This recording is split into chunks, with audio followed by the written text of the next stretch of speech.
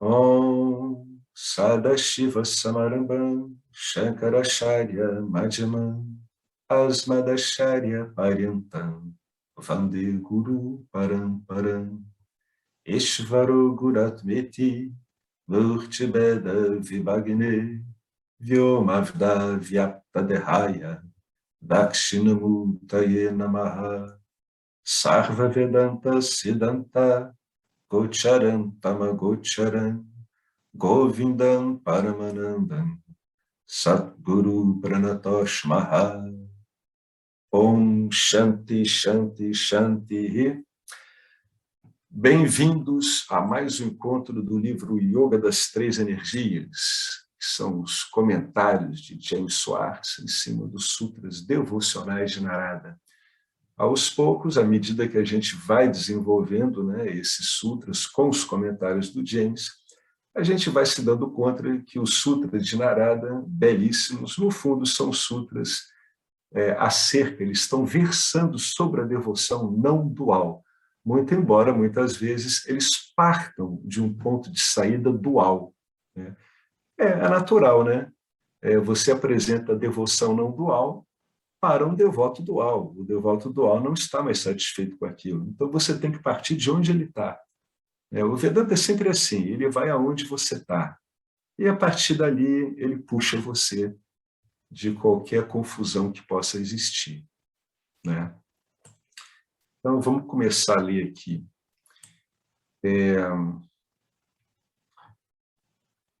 A gente parou aqui. Meu relacionamento comigo mesmo não é incidental. O meu relacionamento comigo mesmo ele não é pontual. Ele não é uma experiência discreta, que é uma outra palavra que se usa, um termo retirado aí da estatística matemática. Não é uma experiência discreta no tempo, não é uma experiência pontual no tempo. A sua relação com você mesmo, ela pura e simplesmente é o tempo todo. Não é a relação com seu filho, não é a relação com seu amigo, não é a relação com a sua esposa, não é a relação com seu marido, com o seu trabalho, não. É o tempo todo. Essa relação com você mesma, ela é uma tela onde todas as outras vão aparecendo. Vamos ver, então, o que o texto fala sobre isso. Né? Todo objeto é de igual valor. Nada é mais importante do que qualquer outra coisa. Se você vê diferenças, você não está livre. Neste sutra, Narada expande a nossa compreensão de Deus do particular para o universal. Qual é esse sutra? É o Sutra 19. A gente está em comentários sobre o Sutra 19. Eu vou ler o Sutra 19 para vocês de novo. Narada diz que a devoção ela é expressa pela santificação de todas as atividades e pela intensa angústia ao nos esquecermos do amado. Tá?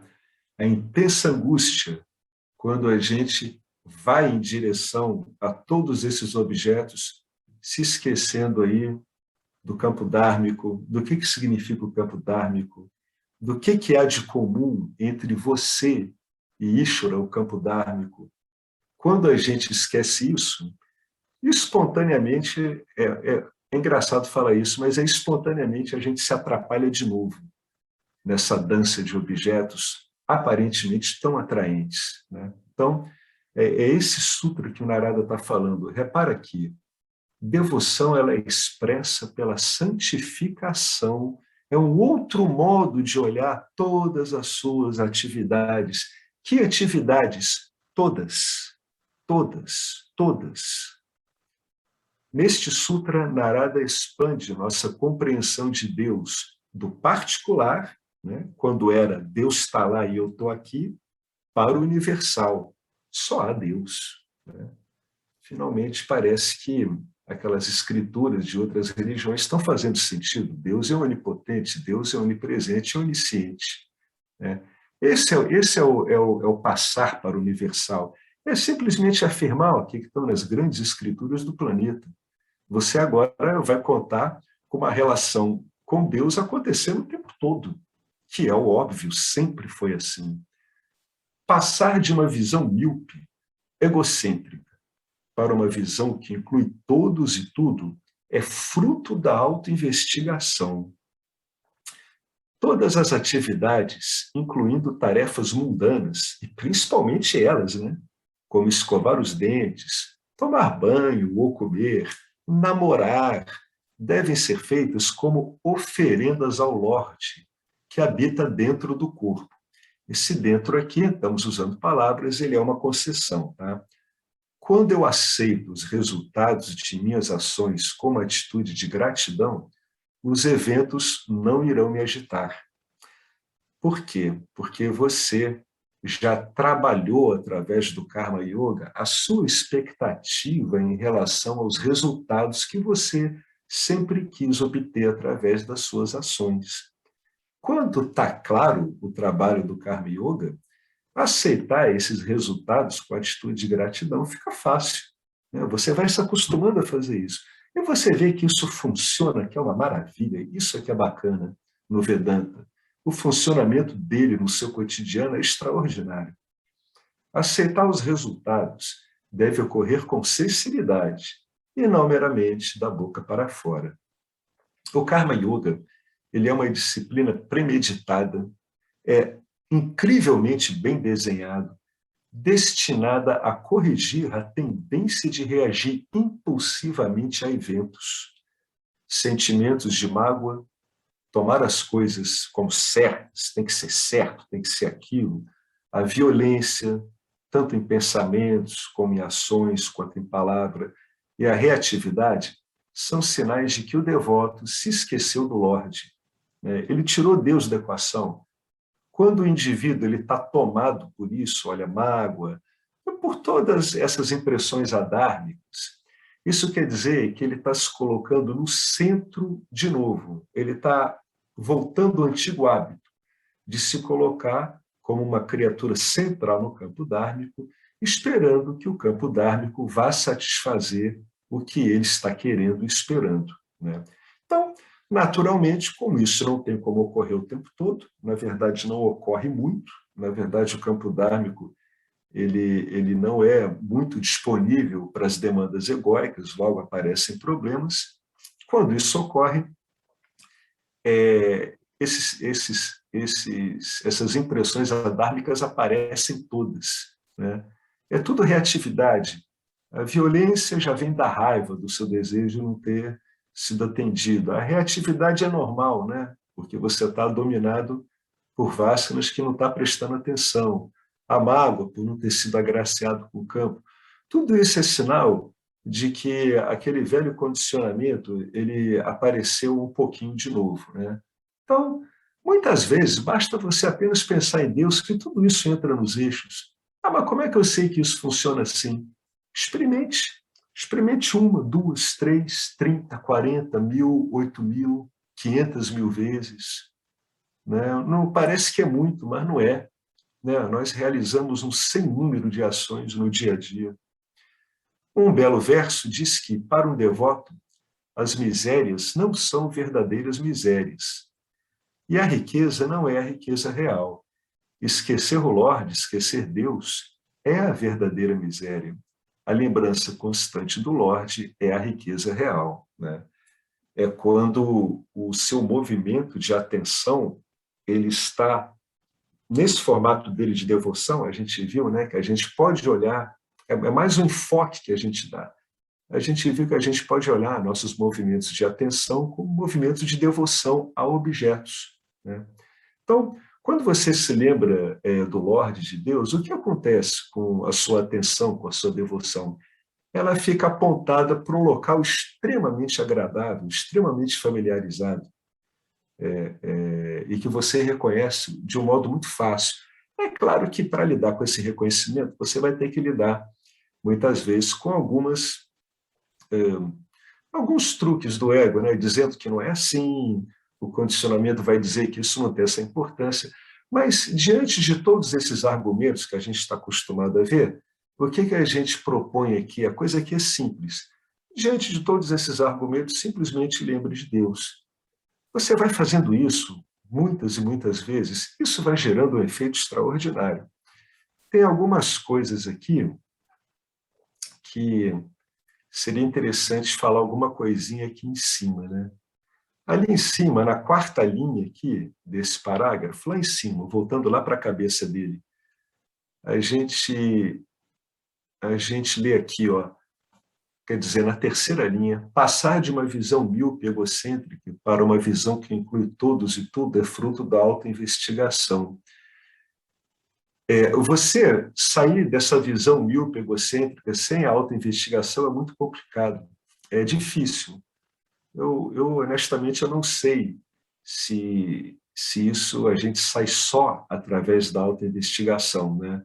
Talvez devotos consumados, né? Aqueles realmente devotos duais, perfeitos, dentro do que é possível, eles consigam, né, passar dessa estrutura egóica, né, mais frágil para começar a olhar Deus em tudo. Entretanto, mesmo que seja um devoto dual, quando ele vai saindo dessa posição, né, eu e Deus o tempo todo, eu quero só estar com Deus, quando eu não estou com Deus eu estou desesperado, etc., ele começa a estudar essa relação dele com aquele objeto que ele construiu ali, chamado Deus, né? Por isso que a autoinvestigação ela é tão importante, porque ela consegue situar isso numa relação objetal, explicar que ela é provisória e explicar que a verdadeira identidade sua, né, ela é simplesmente esse objeto que você está adorando. Realmente, pelo que eu tenho visto, a autoinvestigação talvez seja o modo mais fulminante de lidar com isso, através da compreensão.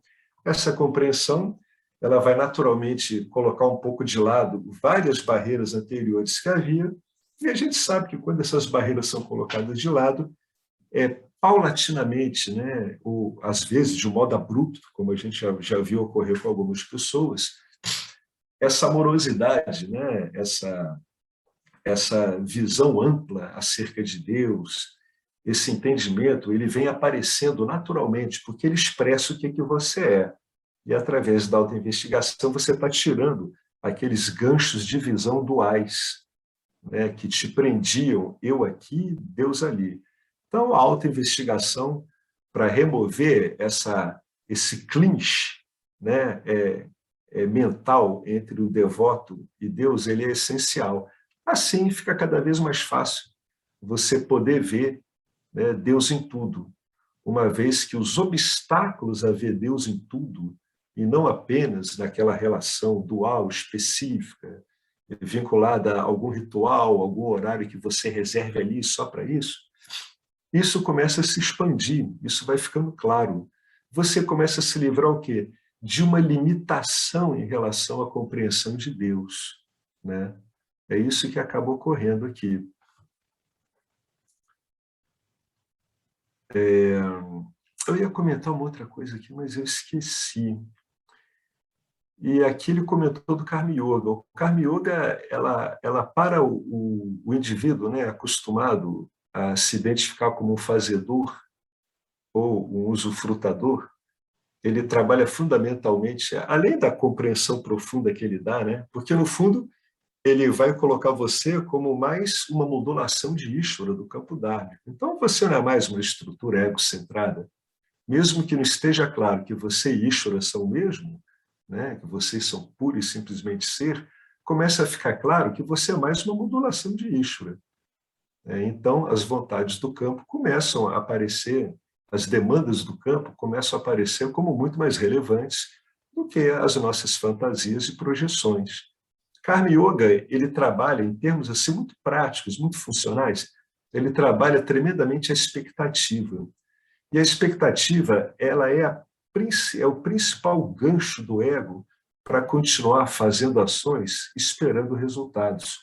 Ele espera resultado, ele tem expectativa por um resultado.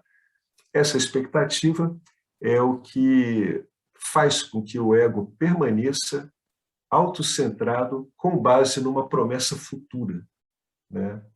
No futuro vai ser melhor. Eu consigo fazer vários truques com a mente, né? Eu falo que o passado foi bom, mas quando eu procuro investigar legal o passado, eu vejo que ele não foi tão interessante como eu estou falando, né?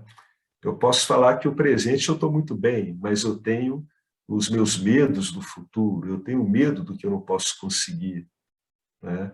E, finalmente, no futuro, eu vou dizer que o futuro vai ser melhor. Ou seja, eu tenho uma expectativa em relação ao futuro, eu construí essa projeção mental, essa fantasia, né? Essa expectativa em relação ao futuro é um dos principais mecanismos de manutenção da tentativa do ego de continuar sendo recompensado. A hora que o ego vê que ele não consegue ser mais recompensado como ele pensava, naturalmente essa função ela vai sendo colocada numa medida adequada, né? Passa a ser um imprint. O ego, em vez de ser o determinante das suas ações, ele é só um imprint, ele é só um registro. Ele passa a ser só uma espécie de impressão digital que você dá especificamente no campo dármico. É como se ele fosse um agente transacional, né? Fulano de tal tem tais características de personalidade, é tal, tal, tal, tal. Sim, o ego continua aí, só que agora ele está educado, ele está esclarecido, ele virou um ego útil, ele não virou um ego desesperado, faminto, não. Ele virou um sistema de inter-relação com o meio, né? de, de transação com o meio, ele virou um instrumento hábil, um instrumento inteligente, um instrumento sabendo do real dimensionamento dele. Eu falo isso porque, às vezes, as pessoas acham que o ego tem que ser exterminado. Não, o ego não tem que ser exterminado, né? O ego tem que ser redimensionado, né? De um modo que ele passa a se comportar como objeto no campo dármico de um modo funcional, né? O Vedanta ele deixa bem claro que as coisas que caracterizam o ego são sanskaras. A gente pode dizer que os sanskaras são uma espécie de espelho do ego. O que são sanskaras? São conjuntos de vasanas que têm um efeito operacional na vida da pessoa. O que a gente está querendo dizer? Agora vamos ler isso de outra forma. Estamos querendo dizer que a pessoa tem os condicionamentos dela. O que o Vedanta está dizendo? Que não há manifestação de um corpo sutil nessas três dimensões que não seja movido por vasanas. Então, aí a gente volta para aquela questão. Não é detonar as vasanas completamente, não, isso é impossível. Isso é impossível. Qualquer ser humano ele tem suas preferências, ele tem suas características de manifestação, tal qual folhas, árvores, né? A manifestação ela é muito diversificada, ela é diversificada assim também com relação aos seres humanos. Qualquer ser humano tem isso, isso em si não é o problema. O problema é quando isso vira a sua referência de identidade, né? Uma vez que passa a ser uma expressão de um modo peculiar, como é de cada ser humano, de agir no meio, se expressar, ter suas preferências ou não, o ego está ótimo, ele é visto como mais uma riqueza, ele é visto como mais uma das infinitas expressões dessa manifestação extremamente rica, né? Ele passa a fazer parte da riqueza da manifestação e não do bicho feio da manifestação, aquele que está lá só para atrapalhar, porque está atuando de um modo que o campo dármico não tem como comportar, né? E aqui, no final do verso, ele fala uma chave aqui, né? A lembrança constante do Lorde e a riqueza real. Como foi comentado um pouquinho antes, à medida em que a gente ia desdobrando isso, esse recurso de se lembrar de Deus reiteradamente, ele é extremamente útil. Ele coloca o corpo sutil numa posição muito favorável, muito interessante e muito inteligente, e ao mesmo tempo muito amorosa e disponível. Então, é um excelente recurso.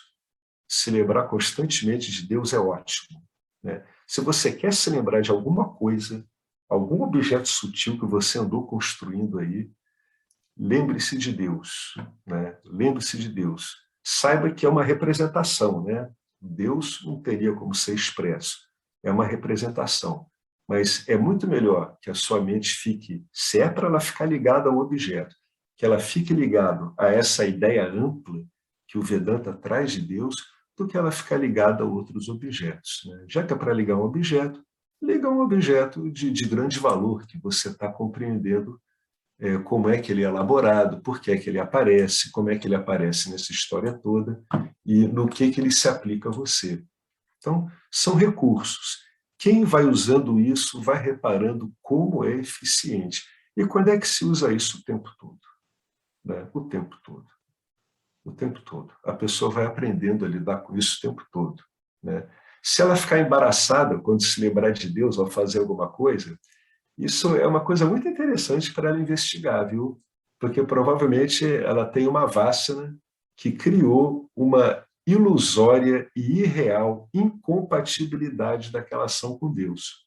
Vejam bem, mesmo que a ação não seja dármica, não há incompatibilidades no campo dármico, porque o campo dármico resolve todo o adharma em dharma. Então, se a coisa realmente parece adármica, você vai trabalhando ela, né? Eu falo isso porque algumas pessoas ficam embaraçadas com algumas coisas que elas fazem, elas se lembram de Deus. Não tem nada demais. Se a ação é notadamente adármica, ela vai sendo corrigida. Se ela não é adármica e você fica embaraçado, é porque você tem uma construção mais limitada de Deus que está impedindo de enxergar esse tipo de ação como também pertencente ao campo dármico. A gente nunca olha para o resultado nos objetos, a gente tem que olhar para a gente. A gente é que está criando. Todos esses objetos que a gente está lidando com a vida, sejam eles quais forem, dos mais densos aos mais sutis, é a gente que tem que olhar. Quando eles criam um problema, ele tem que ser olhado. Por que ele está criando um problema? Não faz sentido. Isso tem que ser olhado. Mesmo que aparentemente esse objeto consiga justificar por si mesmo, porque o efeito de Maia é muito forte, Maia é muito brilhante no que faz, você deve insistir e colocar o conhecimento em cima. Quem começa a trabalhar com o conhecimento em cima, começa a notar uma coisa muito curiosa. Você vê que é como se tivesse um centro de razão amorosa e uma outra parte, né, tentando operacionalmente se bagunçar de novo em Nietzsche. Você nota isso direitinho. À medida que a prática vai aumentando, você vai ficando mais centrado nessa parte amorosa, de discernimento, de entendimento. E você se acostuma a ver essas bagunças provisórias, né, que o condicionamento está fazendo. E com o passar do tempo, você nem sente necessidade de interferir nisso, porque você vai ficando tão impessoal que você se impessoaliza em relação aos seus condicionamentos. Então você não precisa mais brigar com nada, né? Você vê todos esses condicionamentos como que eles são. O que eles são? Eles são um monte de pensamentos que estão passando, né? Em última instância, esses pensamentos não são nossos, gente. Nós não temos essa posição que a gente achava que tinha quando a gente se identificou com o nosso corpo, com a mente. A gente não há essa posição. Em última instância, vale aqui também uma sugestão. Todas as vássanas, elas no fundo são vássanas do campo dármico. Todas elas aparecem lá e são tratadas lá. Mas você só não pode esquecer que o princípio inteligente, que é o próprio campo dármico, mas vai aparecendo como Ishvara, ele não tem vássanas. Se ele tivesse, a gente teria um universo egóico, que é uma coisa completamente inconcebível. É uma coisa que é uma redução absurda. Não tem como existir um universo egóico. Não há como. Seria uma coisa completamente impossível. Alguém quer comentar alguma coisa sobre esse primeiro parágrafo que a gente acabou de ler? Qualquer comentário que vocês tiverem, vocês podem fazer a qualquer momento, né? Mesmo que o tema tenha mudado. Bom, então agora vamos para o segundo parágrafo aqui. Se você é um devoto sincero, né? Ou seja, você está nisso para valer, que é o nosso caso, né? Você vai sentir uma angústia quando perceber que esqueceu de consagrar suas ações, pensamentos e sentimentos ao Lorde. Né? É engraçado, porque parece que quando a gente esquece disso, a qualidade da ação ela piora. né? A gente realiza uma ação mais mal feita, né? Caso você se esqueça, vai suspirar pela visão de Ishvara como um peixe fora d'água. Essa visão é entendimento, né? É quando você entende e puxa de volta. Você usa a memória de um modo extremamente inteligente. Você pega as memórias que valem a pena e traz para o presente de novo. Essa é uma delas, é a visão de Ishvara. Você pode esquecer amigos próximos e membros da família, mas esses lapsos não são importantes, porque esses relacionamentos eles são incidentais, eles são pontuais, eles não estão aí com você o tempo todo. Mas o meu relacionamento comigo mesmo, ele não é pontual, não é incidental. O meu relacionamento comigo mesmo é um contínuo, ininterrupto. Eu não posso me dar o luxo de esquecer quem eu sou nem por um momento. Não posso ficar longe da bem-aventurança que eu sou nem por um momento. Eu não posso ficar longe da bem-aventurança que eu sou, né? A hora que eu fico longe disso, eu começo a procurar essa bem-aventurança na forma de contentamento e felicidade num monte de objetos. Quando você notar que isso está ficando importante, é porque você esqueceu, né? Você nota o que está acontecendo com você pelos rastros do seu ego. Quando você aprende a rastrear o ego fica muito mais bacana do que ser um ego meramente disciplinado e arrumado, né? Ele vira um denunciador, né? É só usar bem. O Karma Yoga é uma recordação disso em cada ação, né? Pela ação, no caso da ação, você trabalha como um Karma Yogi, então você se lembra disso o tempo todo. Se você não estiver agindo, você vai recorrendo ao Gnana, né? Ensinado pelo Vedanta, nas suas várias facetas, nos seus vários recursos, né? Você se vê como consciência. Eu sou consciência, esse campo dármico é consciência. É um bom mantra para ficar meditando, sabia? Especialmente quando você anda em locais que você não tem o menor interesse e acha extremamente desagradável, inclusive com as pessoas. Falar, né? Eu sou consciência, esse campo dármico é consciência também, né? Essas pessoas todas são consciência, todo esse desagrado é consciência, essa vontade de sair daqui é consciência. Você está sempre reduzindo. Vocês notam que a gente está sempre reduzindo? Reduzindo é você deixar de dar importância a esse monte de objetos, que, na verdade, é parar de dar importância às ideias que a gente tem sobre isso e focar única e exclusivamente na sua identidade.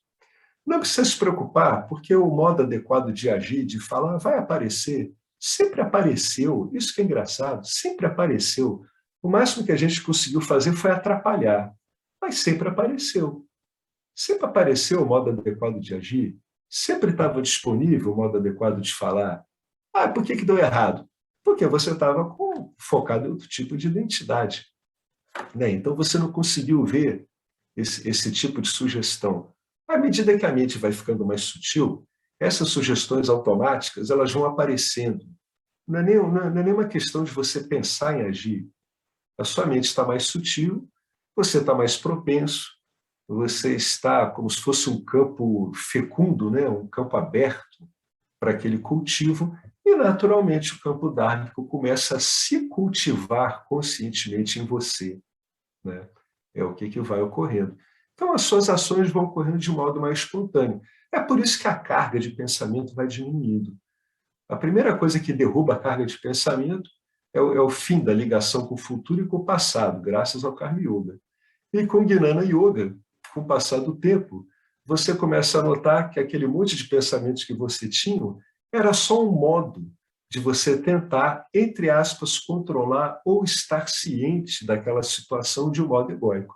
Então, muitas pessoas relatam uma queda enorme no fluxo de pensamentos, isso é normal, você não precisa buscar por isso, isso vai acontecendo naturalmente, né? O campo dármico ele vai removendo todas as coisas espúrias, e aquele excesso de pensamento era uma coisa espúria. É uma coisa que não acrescentava nada. É só você tentar se lembrar como é que você pensava, para você ver como é que aquilo não acrescenta nada. Se você conseguir se lembrar, vai ficar surpreso em ver como é que você se esforçava por nada, né? E ainda mais se esforçando com o objetivo errado. Então é impressionante, parece que o Jiva, ele realmente ele pode estar enganado sobre tudo. Quando eu falo tudo, é 100%. Isso é possível de ocorrer na existência, né? Uma manifestação da existência numa situação tão peculiar como é o Jiva humano, a ponto dele estar absolutamente enganado sobre tudo o que ele está avaliando, né? Isso é possível e ocorre. Quanto mais a gente entra no Vedanta, mais a gente vê que a grande maioria das pessoas, em geral, está assim, e a gente já teve assim também. Então, a nossa semelhança com elas é muito grande. Eu falo isso para a pessoa não achar que ela realmente é uma diferença, como pessoa, né, ela é uma diferença em relação às outras. Não. Você levou uma colher de chá, provavelmente acabou rezando de um modo ou de outro, né? A gente diz que Deus se compadece, né, dos seus desesperados, e aí Deus vai lá e te dá uma mão, né? Mas seja lá o que você realizar, etc., sempre tenha em mente que o seu ego está sendo colocado numa posição muito funcional e simples. O que eu estou querendo dizer é que você não vai conseguir se ver como algo melhor ou pior. Você vai se ver como um contínuo indiferenciado, como é qualquer outra coisa que você está vendo, que você seleciona, às vezes, para se entender. Por exemplo, estamos selecionando coisas aqui para nos entendermos, não é? Estamos selecionando um texto. Eu estou vendo o rosto de vocês, né? Aí na tela, etc. Mas é tudo um contínuo diferenciado. Quanto mais você se aprofunda nisso, mais você se vê como a coisa mais normal e ordinária do mundo. Por quê? Porque sempre foi assim. O resto era fantasia. Ah, então a gente vai parar de fantasiar? Não, contanto que você saiba que esteja fantasiando, só isso. Então você fantasia à vontade. Se você é um quadrinista de história em quadrinhos, se é um contador de histórias, se gosta de ver filmes, você vai continuar fazendo tudo a mesma coisa. Só que você vai saber que são fantasias. Quando eu lido com fantasias, sabendo que são fantasias, eu não tenho problema com elas, né? O meu problema com as fantasias é que, em uma determinada época da minha vida, devido ao condicionamento errôneo, eu usei as fantasias como uma pseudo-identidade, né? Seja porque a identidade egóica era muito barra pesada, então veio mais um véuzinho de Maia para dar uma atenuada naquela coisa esquisita, aí você criou uma imagem de você mesmo, que inclusive nem tinha a ver com a verdadeira expressão do ego, que de repente podia ser mais dura, né? Então, você pode lidar muito bem com a fantasia, inclusive de modo produtivo. Aí pega um escritor como Mia Couto, Essa de Queiroz, Machado de Assis, Graciliano Ramos, e todos esses feras da literatura, aquilo tem muito de fantasia, né? Tem muito de projeção do cara, mas ele está usando aquilo conscientemente.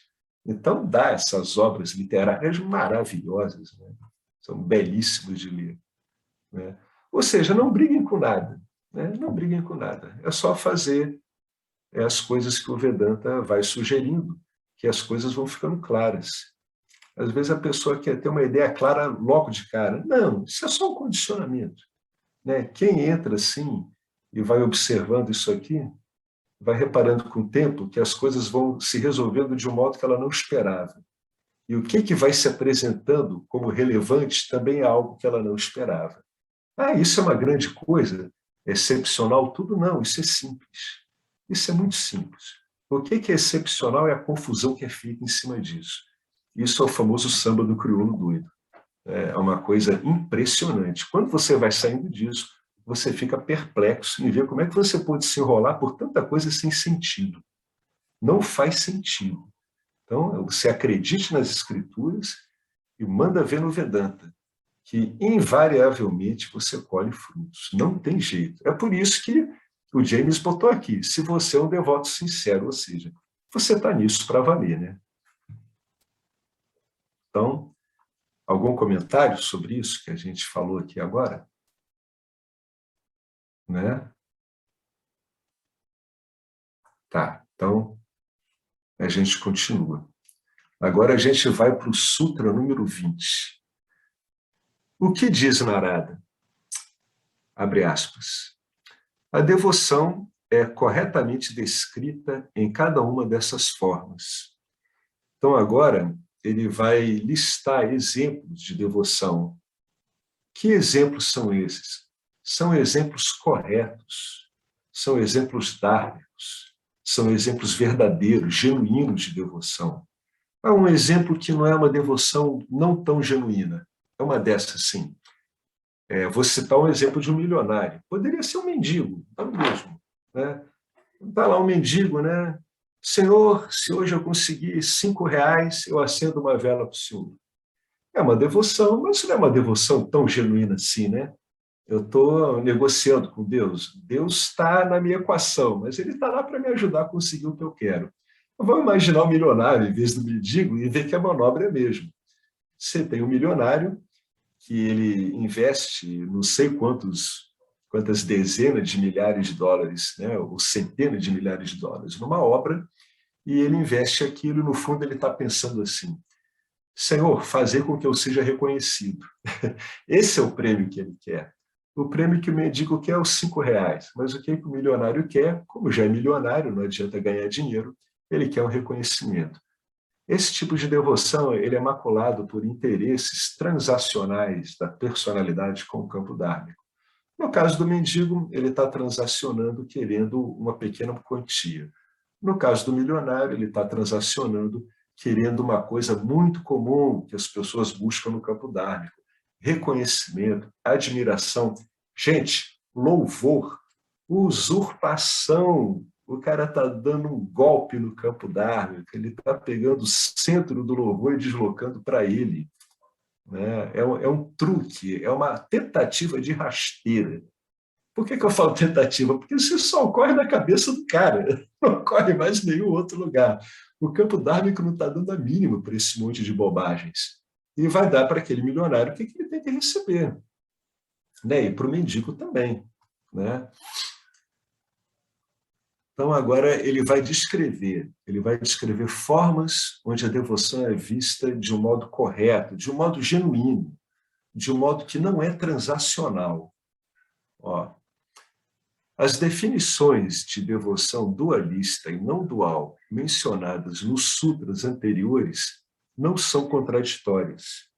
Agora vamos avançar um pouquinho para entender o que ele está falando aqui. Tá? Ele está querendo dizer que não há contradição entre uma devoção dualista, genuína, e uma não dual. Não há contradição. Por quê, gente? Porque elas estão aparecendo em campos de significado diferentes, em realidades diferentes, em ordens de realidade diversas. Tá? Uma não impede a outra. Não impede a outra. Por isso que você vê tantos devotos não duais, com autoconhecimento, autorrealizados, que são devotos, muitas vezes são devotos de uma divindade. Qual é o problema? Né? Aquilo ali está tudo bem, está ótimo. Quando a gente procede dualmente no campo dármico, em termos de devoção, é assim. Quando você olha o campo dármico do ponto de vista adequado, de quem é a consciência, de quem é você mesmo, fica claro que, no fundo, tudo é devoção não dual.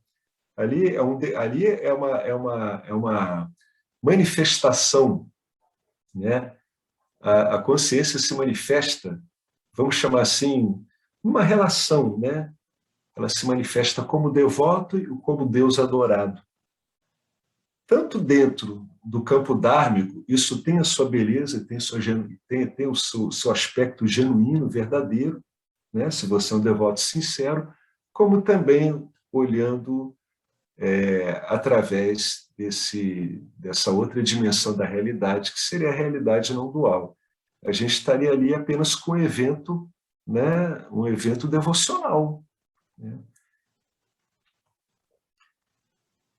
Verso 21, Narada dá um exemplo. As golpes de Vraja são um bom exemplo. Isso aqui remete, acredito que, às descrições de uns Puranas, né? É um Bhagavata Purana. Vamos ver que história é essa. É do Krishna com as meninas, né? Que adoravam ele, simplesmente gostavam de ficar perto dele, sem querer nada, exceto ficar perto dele. Vamos ver o que diz aqui. O Bhagavata Purana, né, é um texto dualista de devoção darshana, que personifica o ser como Krishna, um avatar. Né? Um avatar, ele é uma manifestação que ele não tem carga kármica, ele não está sujeito a vássanas vinculativas. Um avatar, o ser na forma humana, é a história da vida na Terra como destruidor do mal, garantidor do Dharma e professor do autoconhecimento. Os personagens e eventos nesse trabalho, completamente encantador, quem gosta eu sugiro, são melhor considerados a partir da perspectiva do Vedanta Darshana, de como o Vedanta vê o ser, né? Como é que o Vedanta inicia o indivíduo no autoconhecimento. Como tal, esses personagens, tanto o Avatar como seus adoradores, são belos símbolos de muitas verdades espirituais. É como se eles estivessem fazendo um papel arquetípico, falando numa linguagem, né, psicológica ocidental, do conhecimento psicológico ocidental.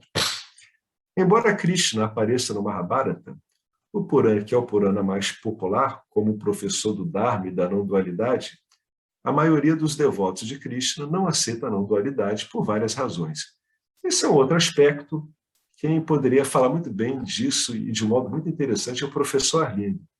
Poderia, numa hora dessas, perguntar para ele sobre isso, né? Como é que dá esse quebra-pau entre a maior parte dos devotos de Krishna e o pessoal da não-dualidade, né? Representado aqui pelo Advaita Vedanta. Então, as golpes de Vrajana são um exemplo. Os devotos ideais, tá? Descritos no Bhagavata Purana, passaram pelos 3 estágios da devoção. Inicialmente, no estágio número 1, viram Krishna como uma forma humana. Por quê? Porque esses devotos se veem como humanos. Então, eles vão ver Krishna como uma forma humana. E o que acontece? Como a devoção era pura, mesmo nesse nível de identificação, eles puderam desfrutar de sua companhia, por puro prazer, por puro deleite na sua companhia. É uma devoção dual genuína, é desinteressada. Tudo que esse devoto quer de Krishna é meramente a companhia de Krishna, brincar com Krishna, dar esporro em Krishna. Né? A mãe de Krishna brigava com ele muito. Em seguida, eles o viram em tudo que experienciavam. Já é uma ampliação. O que acontece? Já começa a largar aí a forma humana. Né? Ou seja, o próprio devoto ele já está começando a achar que ele não é bem um ser humano. Né? Então, ele consegue enxergar aquilo que antes ele achava que era uma forma humana como uma representação de um todo, que ele não consegue excluir. Ele não consegue dizer que Deus só está lá ou não está ali. Tem aquela forma lá, mas o devoto já está suspeitando que isso aí se aplica a tudo. Finalmente, associando-se a ele, né, entenderam que Krishna é o ser de tudo e de todos. E quando ocorre esse entendimento, esse Krishna aqui, na verdade, ele funciona aqui como um espelho, né? Quando ele entende que Krishna é o ser de tudo e todos, é porque ele já está se vendo como ser de tudo e todos. Porque eu estou me vendo como Krishna. O que eu estou querendo dizer com isso? Eu sou o ser de tudo e todos. Aquela forma que serviu para esses estágios todos permitiu que você maturasse a um determinado ponto que você consegue se ver realmente no que aquela forma agora está significando. Antes era só um ser humano. Depois a coisa estendeu, não se aplicava só ao ser humano. Agora é a tudo mesmo, inclusive o próprio devoto. É aí que o devoto, finalmente aí o devoto para de se excluir da relação dele com Deus. Né? Então aí muitos dizem que aí você não vê mais uma relação. Né? Você não vê mais uma relação. Então o devoto foi absorvido por Deus. A gente tem que saber olhar essas linguagens simbólicas para a gente não se confundir com elas no nosso dia a dia. Né? Quando isso acontece, diz-se, o devoto se absorveu em Deus. É válido falar isso. Né? Se só há Deus e o devoto se absorveu em Deus, é porque ele entendeu que ele é Deus e que só há Deus. Olha que bacana. Um famoso verso no Bhagavatam, é o capítulo 10, isso aqui eu não sei, acho que é verso 31, Não sei, não importa, vamos ver o que ele diz aqui. Você não é realmente o filho do Yasoda, o amigo, mas você é antes a testemunha interior nos corações de todos os seres encarnados. Porque a criação precisa de você, você veio para nos proteger e nos iluminar. Nós não somos enganados pela sua forma humana, porque nós não nos deixamos enganar pela nossa forma humana mais. Isso é apenas um traje criado por Maya. Você reside em nossos corações e nos corações de todos os seres. Você é o âmago.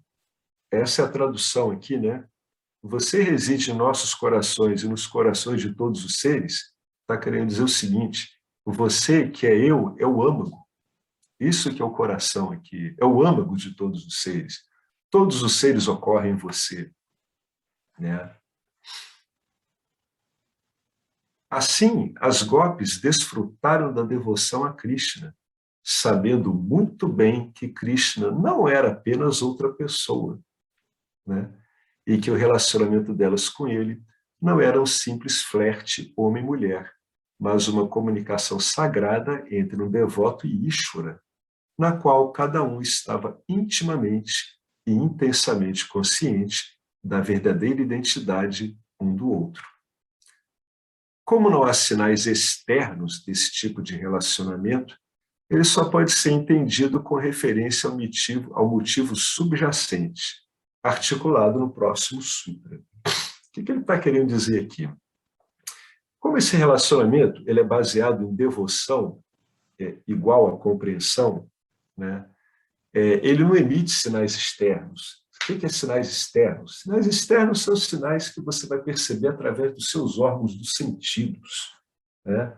Lendo esses inputs através da mente. Então, como não há sinais externos, ele só pode ter entendido se eu falar do motivo subjacente a esse tipo de relacionamento.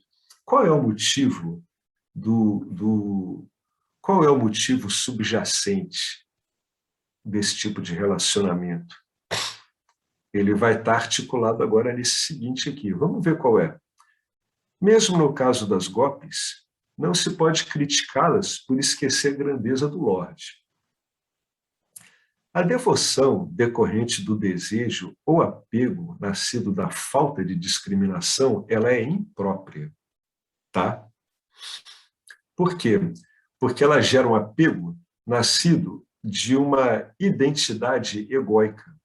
A devoção decorrente do desejo ou apego nascido da falta de discriminação, ela é imprópria. Quando eu não sei o que eu sou, é isso que é falta de discriminação. Eu me vejo como um objeto. Então, toda a minha devoção ela vai estar lidando com formas objetais. Eu vou estar me vendo como objeto e vou estar lidando com o mundo como meramente um objeto. Então, isso é impróprio.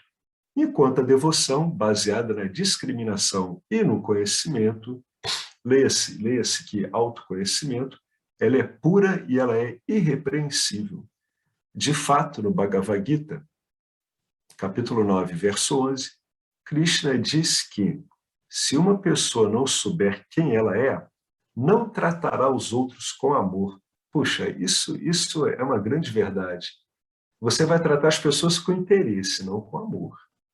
Muito embora o seu interesse possa ser muito bonito, hein? Há interesses que são muito belos, mas vai continuar sendo interesse.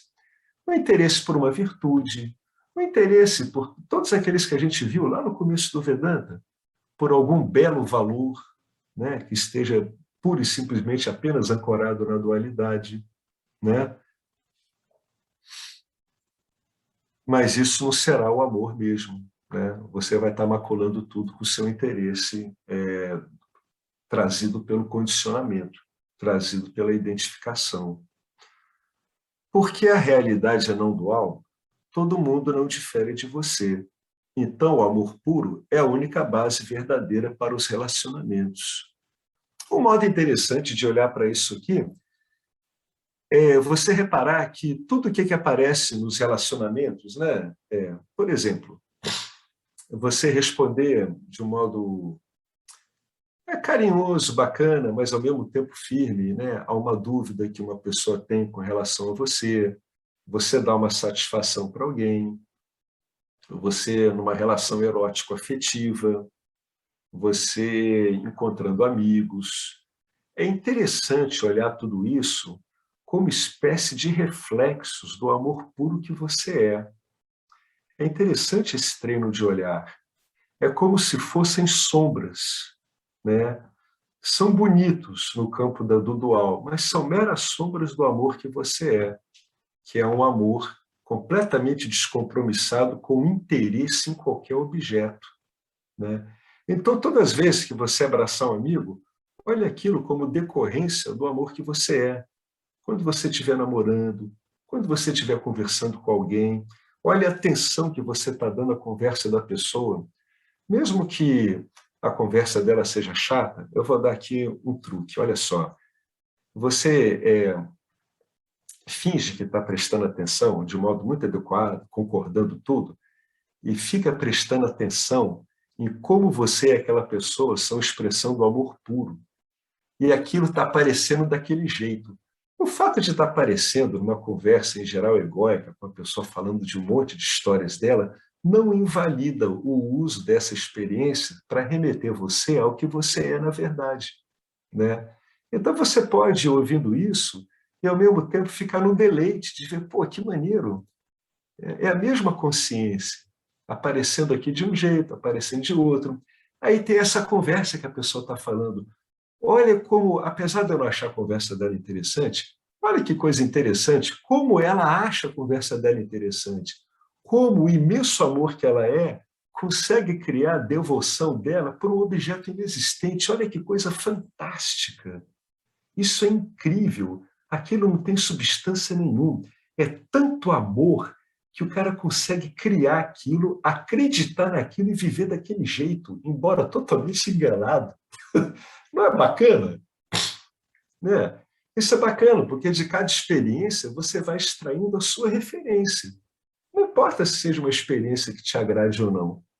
Né? Com o passar do tempo, isso vai ficar bastante indiferente para você. Você vai achar legal é procurar ver você e tudo em tudo que está aparecendo. Mesmo numa conversa meio cacetinha, chatinha, sabe? Você vai estar com a atenção em outro ponto. Você vai estar usando um truque. É um truque? Pô, mas é um truque tão bacana e vai deixar um clima excelente. Eu te garanto, você vai até começar a ouvir as coisas que ela fala dela de uma outra forma. Tem uma grande chance de você virar um excelente ouvinte, até para uma conversa dessa. Tá? São esses truquezinhos que a gente vai dando para que a gente possa aplicar isso aqui no dia a dia. Para que não fique querendo que você só vai aplicar esse conhecimento quando a situação estiver adequada. Não. Quem vai estabelecer se a situação está adequada ou não é o modo como você está lidando com o seu condicionamento. Né? É sempre você, sempre você. O Vedanta sempre pega tudo que você fala e devolve de novo para você. Ah, porque o mundo, porque o fulano, tudo. Aí o Vedanta pega aquilo, mistura, faz, né, dá uma fervida e, ó, com tudo que você mandou aqui, fiz uma sopa para você. Só que é só para você tomar, tá? Não tenta dar essa sopa para os outros, não, porque os outros não têm nada a ver com a tua sopa, né? Você que tem que resolver essa sopa aí dentro de você mesmo. O Vedanta sempre faz isso. Então, qualquer situação que você tiver, sempre remete também, remete àquela situação, por que ela é. Ela é uma expressão de amor. Quando você começar a ver essa expressão de amor, até em coisas muito adármicas, claro que você não vai achar isso bom, né? A gente não acha. Aí é que o ponto está muito bom, viu? Muito bom mesmo. Se até numa briga você vê isso, nesse adharma, você vê isso, apenas possível de estar ocorrendo por causa do pano de fundo de amor que tudo é, aí você vai estar entendendo, né? Por que que para eu entender, eu só consigo entender a Dharma no pano de fundo Dharma, no pano de fundo dármico? Eu só consigo entender o ódio, desgraça e tudo num pano de fundo de amor. Se vocês repararem bem, tudo isso vem de amor bloqueado. Nisargadatta Maharaj dizia, né? que em movimento ele só via amor no mundo. E as pessoas, e as tragédias? Aí ele diz, as tragédias criadas pelo homem, né, são tentativas de expressão de amor. Claro que de um modo muito bizonho, né? Muito desajeitado, grotesco mesmo, né? Que aí a gente começa a chamar o quê? De demônio. É a demonização, né? A demonização é quando você pega essa expressão de amor e você a distorce tremendamente. E no campo experiencial, ele aparece do lado oposto ali, ó. É a personificação do mal. Mas a personificação do mal só é possível quando tudo que existe no mundo é devido ao amor. Um pouco embaraçoso, viu? Não vão falar isso com religiosos dogmáticos. Vocês correm o risco de apanhar. Tá? Eu já levei uns supapos no ombro por causa disso. O cara foi até a Boa Praça comigo. Cuidado, não saia cutucando as pessoas com essas coisas. Você não está aí para perturbar a mente das pessoas que não estão interessadas no autoconhecimento. Né? Jamais, em hipótese alguma. Às vezes, você dá uma entrada dessa, é um desastre. Né? Piora tudo, piora a relação com você, piora a relação. O cara estava relativamente estabilizado naquele contexto mais, vamos dizer assim, entre aspas, limitado, é só uma palavra, tá? Que eu estou usando aqui, e você vai causar uma tremenda de uma desestabilização fora de hora. Né? Então, muito cuidado com isso. Né? Então, se você está vendo uma notícia de jornal e dali a pouco você vê um deserto, um monte de tanque avançando e bombardeando uma cidade, olha, Alex, isso é uma expressão de amor? É uma tentativa de expressão de amor. Tá? Aí vira aquilo ali, virou ódio. Mas o pano de fundo não tem como ser ódio, porque o ódio em si não existe. Né? Tudo é tentativa de expressão da realidade, só isso. Mais nada. Né? Mais nada. O resto é tudo irreal. O que é real não pode causar mal. Né? Não pode causar mal. Mais cedo ou mais tarde vai ficar claro o que é isso. Alguém quer comentar alguma coisa sobre isso? Sobre o que a gente falou aqui? São alguns tópicos muito delicados, né? Como vocês veem, a pessoa que está lidando com o Vedanta, ela trabalha incessantemente com ela mesma. Isso dá margem a uma pergunta muito engraçada, né? Meio curiosa e aparentemente paradoxal. Pô, e o resto? Mas que resto? No Vedanta não tem resto, não. É um monte de objeto que você está construindo. Né? Essas impressões que você tem do mundo, o que a gente chama de mundo, é só um monte de impressões. O que você chama de mundo é um amálgama, né? É um conjunto, é um feixe de projeções que você diz que é o mundo. Né? Isso tudo é provisório. É tão provisório que isso muda. Olha que interessante. Você viu um aspecto do mundo assim, agora você vê de outro jeito. É a mesma coisa, só que agora você está vendo de outro jeito. Isso é a prova definitiva de que as pessoas chamam de mundo é só uma construção, né, dada pelo condicionamento. É por isso que, muitas vezes, alguns autores, né, que lidam mais com a ponta direta, eles dizem assim, não há mundo, não há Deus, né, não há Jiva, só tem ser.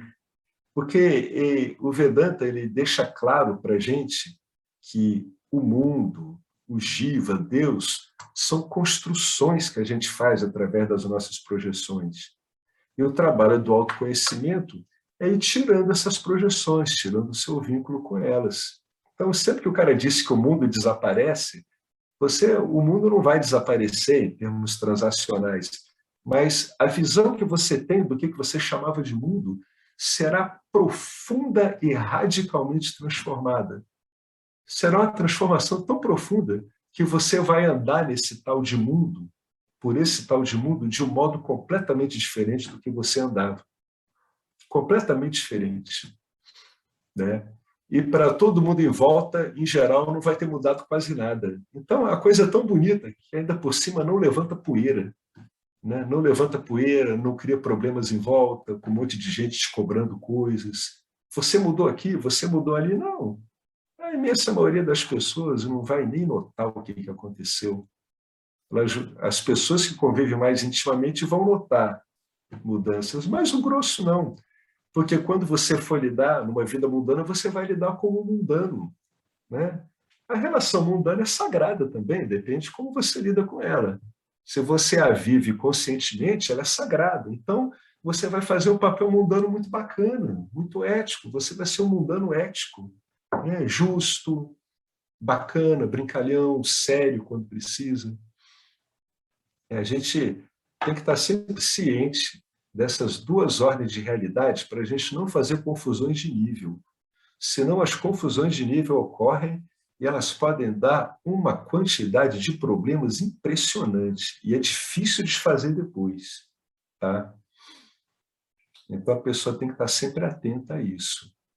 Você não vai conflitar com nada. Agora que está claro que tudo é devoção, tudo no mundo é devoção e movimento. Devoção é tudo o que você sente quando você bota o olho em alguma coisa. Na hora que você bota o olho no texto de Vedanta, você está um devoto. Você vai ver um filme de terror, está devotado ao filme de terror naquela época, naquele momento, quer dizer. Ô, Alex, Oi. deixa eu trazer uma coisa que é muito interessante, né? Hoje eu tive um conflito com o meu ego, né? Numa situação, só que eu tô olhando para isso, né? Só rapidinho.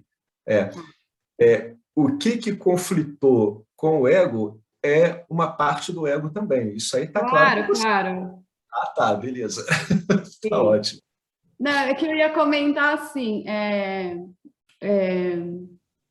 essa questão toda, né, da investigação, quando a gente vai caminhando no Vedanta, os números de conflitos são, nossa, é raro ter conflito, né? Então, hoje eu tive um.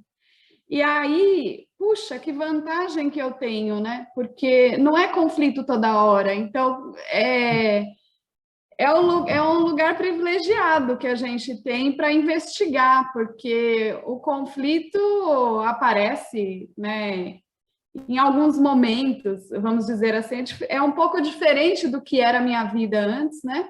Que era conflito o tempo todo. Eu vou investigar o quê? Vou ficar investigando o tempo todo, né? Agora aconteceu um negócio durante o dia e deu uma desestabilizada. Eu falei, mas opa, peraí. Então, isso aqui eu vou investigar. É uma vantagem muito grande, né? Eu acho que você está falando tudo isso, eu estou vendo o meu dia e estou investigando, né? Onde era o amor próprio, onde eu estava defendendo o amor próprio ali, né? Nesse conflito. Mas que honra, né, que eu tenho de poder fazer isso só em alguns momentos, porque eu estou vendo o conflito, né? Assim, e antes, minha vida era conflito o dia inteiro. E eu não investigava nada, né? Porque não tinha essas ferramentas do Vedanta. Então, é legal isso também, assim, né? Porque fica tudo mais claro, né? Que é mais fácil investigar. Eu queria só trazer isso, porque é legal isso também, né? Porque antes eu não tinha oportunidade nenhuma de nem investigar, porque eu nem sabia a ferramenta para investigar, né? E nem sabia o que estava acontecendo. Por exemplo, tudo isso que você falou hoje, né? E a primeira frase que me pegou bastante, assim, todo objeto é de igual valor, né? Nada é mais importante do que qualquer outra coisa. Meu, Isso. começa por aí. O conflito já começa aí, porque se tivesse valor igual, não tinha conflito, né? E aí você fala, caramba, então peraí, deixa eu pegar de novo aquilo que eu já avaliei de uma maneira, quando eu estou aqui à noite estudando Vedanta, traz mais uma frase ali, deixa eu voltar lá de novo, investigar de novo, mas agora com essa perspectiva do ensino de hoje, né? Então é um privilégio, assim, sabe? Porque senão eu não ia saber por onde começar. Ainda bem que está mais isolado os conflitos. É bacana, né, Betânia? Esse teu testemunho aí, ele mostra a necessidade de uma orientação, né? Mítia tem que ser destrinchada, explicada como funciona, e ela só pode ser explicada adequadamente quando a outra ordem de realidade entra na equação também. aí vem isso que você falou, né? Uma posição realmente única, privilegiada mesmo. Né? É uma posição adequada, boa, funcional para que isso seja investigado. Quando há muito conflito, a investigação ela é impossível, porque o indivíduo, toda a devoção dele está agarrada em tentar vencer o conflito. Né? Ele virou um guerreiro, virou um devoto guerreiro. Aí ele não consegue, né? Ele tá devotado aos conflitos dele. Então, ele não consegue investigar, ele não consegue fazer a separação adequada, né? Para conseguir ver o conflito como fazendo parte de uma ordem de realidade e, na verdade, ele sabendo que a identidade dele é uma outra ordem de realidade. Né? O Vedanta ele dá muito recurso. À medida que a gente vai vivendo, a gente vai aplicando isso e vendo como é que ele funciona. É preciso muita insistência, que é o que eu estou vendo que as pessoas estão fazendo. Nesse ponto, numa situação que antes era confusa, você passa a olhar ela do ponto verdadeiro, com os recursos adequados e sabendo o que está acontecendo e como funciona. Puxa, com essas coisas na mão, você consegue lidar com o problema todo. Você tem o funcionamento da mecânica e você sabe em que contexto isso está sendo aplicado. Isso está sendo aplicado no contexto de você saber se referenciar em qualquer situação, ou seja, você consegue separar os níveis, as diferentes ordens de realidade em toda a situação cotidiana, através desse monte de recursos. Né? Então, o efeito é completamente diferente, é como você falou, a quantidade de conflito ela simplesmente despenca. E essa coisa que você falou é muito bacana, eu não faria melhor. Isso é muito legal. Todo objeto é de igual valor. Pô, então é tudo a mesma coisa. Então não tem um objeto que valha mais do que o outro. Né? Então não há conflito. Se a pessoa se lembra disso, realmente a existência do conflito passa a ser sem relevância, ela não tem significância. Porque a ideia é exatamente essa. Tudo é objeto, né? Que objeto é melhor do que o outro? Nenhum. Todos pertencem a uma ordem de realidade ilusória. Então, como é que pode ter objeto melhor do que o outro? Né? Todos eles pertencem a uma realidade aparente. E o bacana é que o Vedanta mostra que a gente usa essa realidade aparente para saber o tempo todo o que nós somos, diante de cada ocorrência na realidade aparente. Né? Então, ele usa o que seria uma confusão para esclarecer a pessoa. É o que você falou mesmo, muito bom essa. Se tudo é objeto, como é que pode ter diferença entre objeto e é muito legal, assim, né? Durante todo o conflito, porque não foi num momento só, assim, não foi nada demais, assim, foi o atraso que eu fui vendo, tudo dando errado para uma consulta que eu tinha, tudo dando errado, tudo. Tipo, eu precisava passar num lugar e aí eu saindo de casa, meu irmão estava com a VAP e aí eu tinha que esperar ele tirar a VAP. Aí depois cheguei lá no consultório para pegar um exame, a impressora deu 10 mil problemas, fiquei 40 minutos para imprimir o negócio. Aí cheguei atrasada no consultório, né? Uhum. E aí, eu vendo, eu falei, puta, Ishwara, Ishwara. Assim, oh, caramba, eu tenho a consulta, Ishwara, né? Mas tudo bem, vamos ver o que você quer de mim. E no fim, eu cheguei atrasada, tudo, e a moça falou assim, a médica tá atrasada também. Eu falei, então tá bom, tá. Aí eu vi todo mundo passando, cheguei 20 minutos atrasada, né? É porque depois eu vou chegar nisso do todo objeto é igual, né? Todo mundo, todo mundo passando na minha frente, eu falei, tá, cheguei atrasada 20 minutos, mas já tô aqui há 1 hora. Ela falou, mas não sei se a médica vai conseguir te atender. E aí eu fiquei brava, né?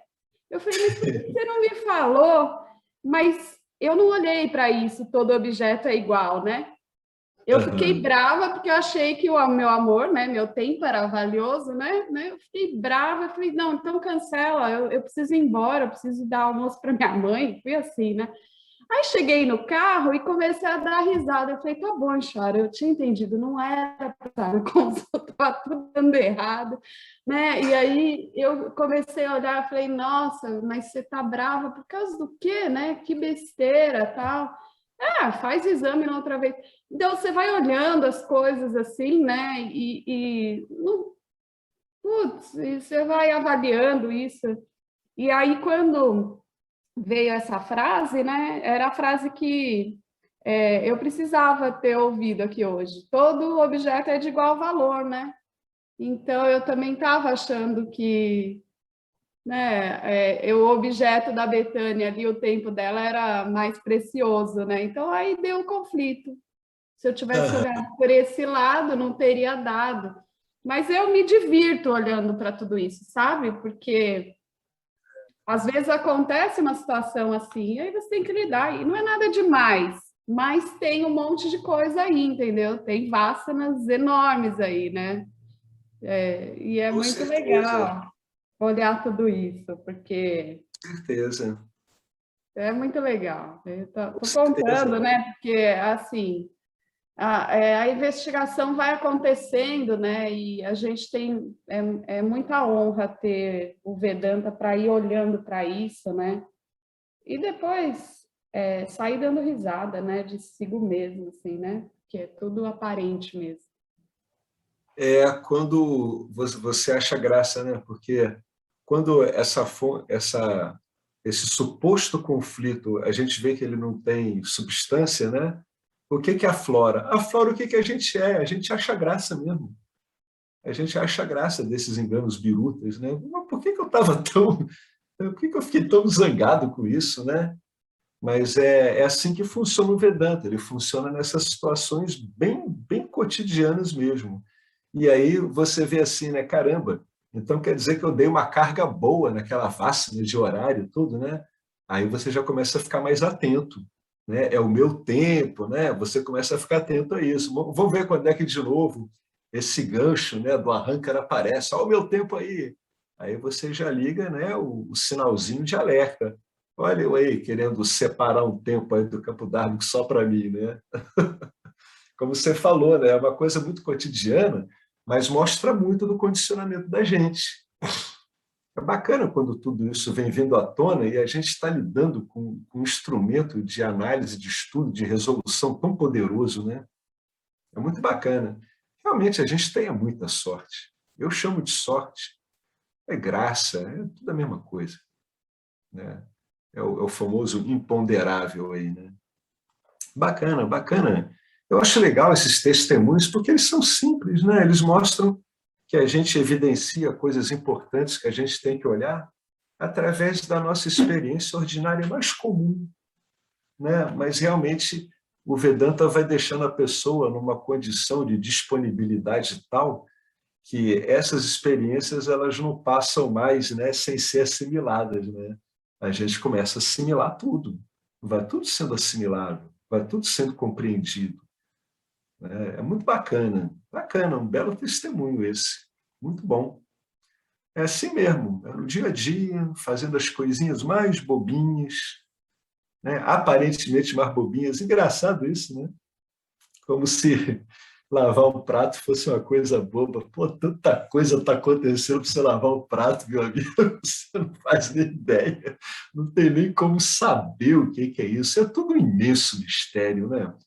Você já imaginou se você fosse lavar um prato, tendo que pensar cada músculo que você fosse usar, para onde você ia direcionar teu olhar naquilo ali?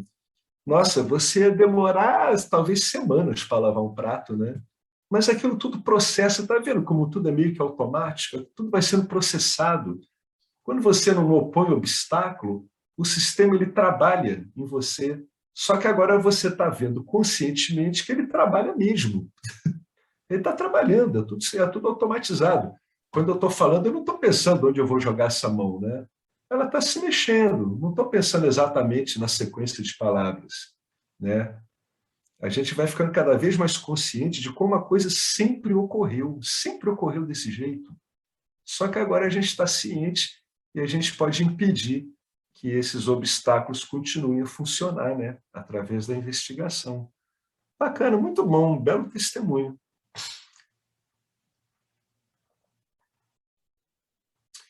Então, vamos aqui para o verso 23. Oi. Só no tocante que a Betânia disse, Betânia, investigue no fear.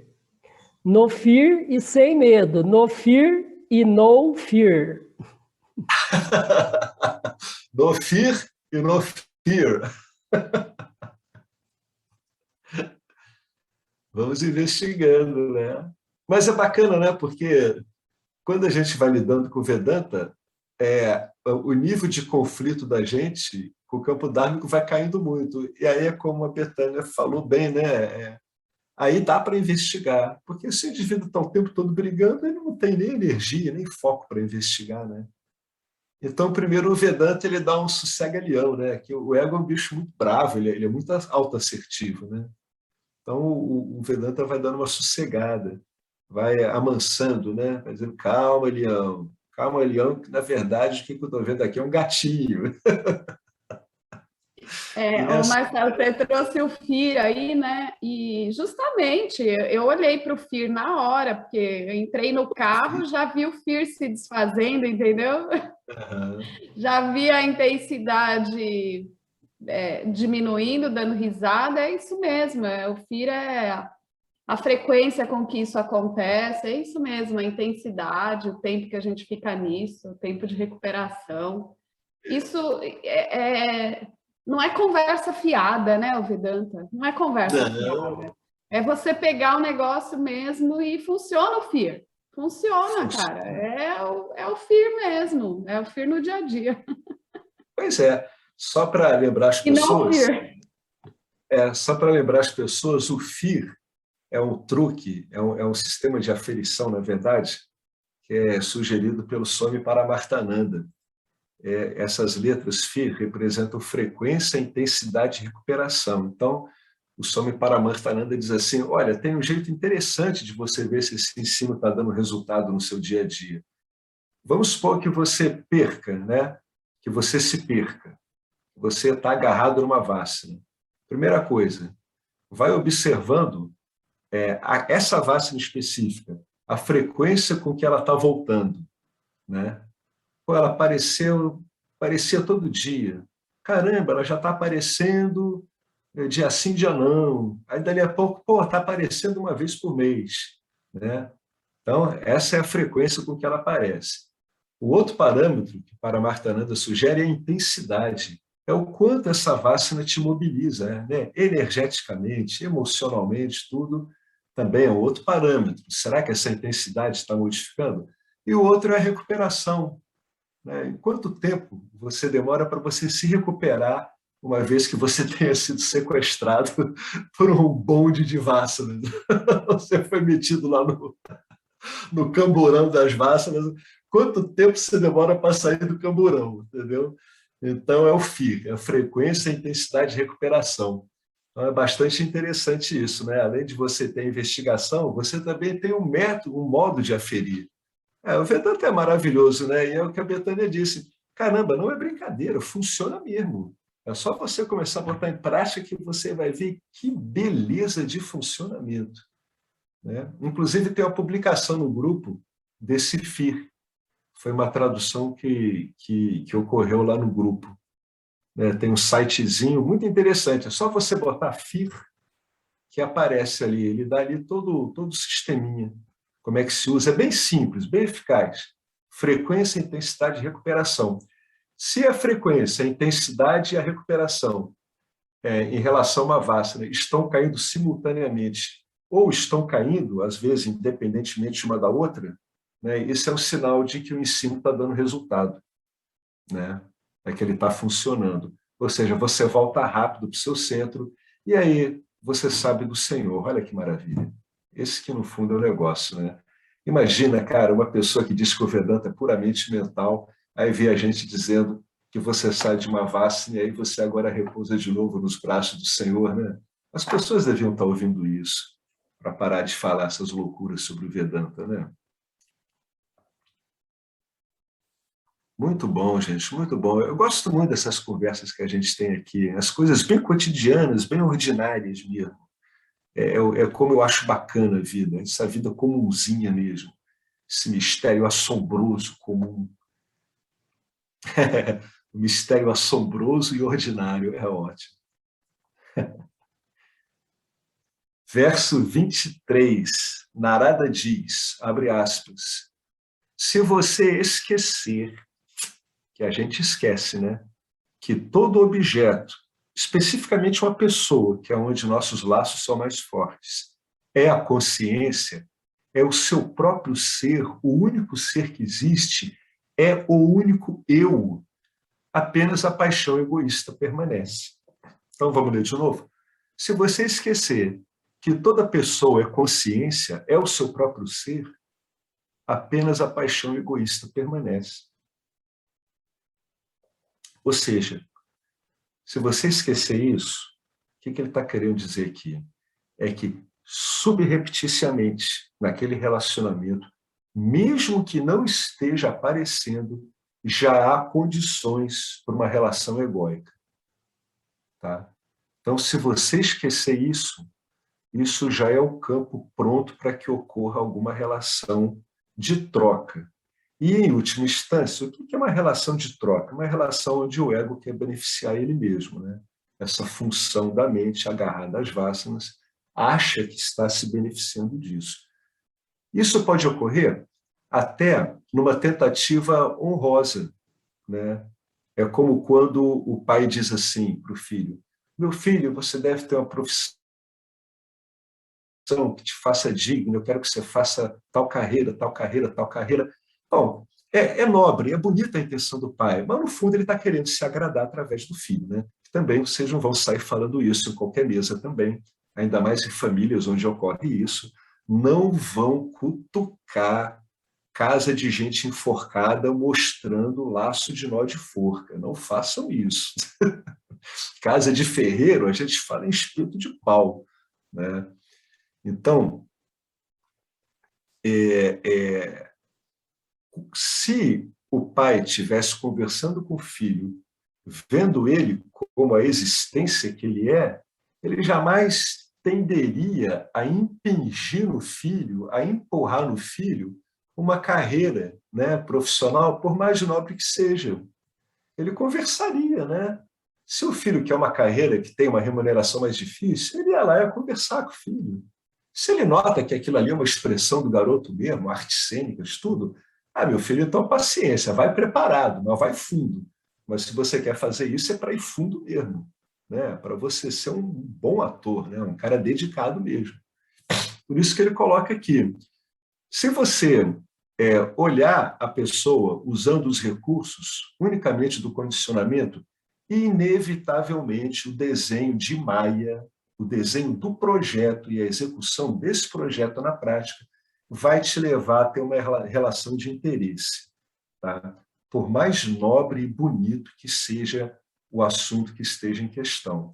Não vai ter jeito, é interesse. Agora, se você olha desse modo desapegado, vendo que todos são o ser, são o único eu, então abre-se margem para muita coisa proveitosa.